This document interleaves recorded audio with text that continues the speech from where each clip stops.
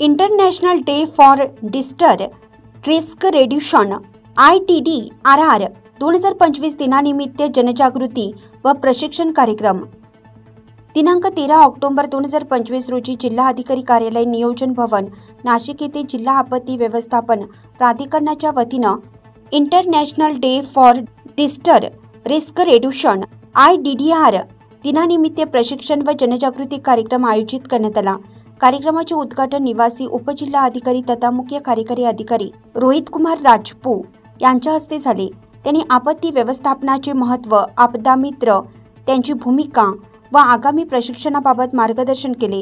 राष्ट्रीय आपत्ती प्रतिसाद दल NDRF पुणे यांच्याद्वारे MFR, CBRN, lifting and shifting तसेच FWR या विषयावर प्रात्यक्षिके घेण्यात आली। श्री मो मुत्सिर UNDP यांनी आपत्ती धोके निवारण विषयाची ओळख करून दिली, तर निलेश इंगोळे MNGL यांनी CNG गॅस सुरक्षा व अपघात प्रतिबंधक याबाबत मार्गदर्शन केलं। या कार्यक्रमात पोलीस विभाग, महानगरपालिका, अग्निशमन दल, पाटबंधारे विभाग, सार्वजनिक बांधकाम विभाग तसेच आपदा मित्र स्वयंसेवक यांनी उत्स्फूर्त सहभाग नोंदवला।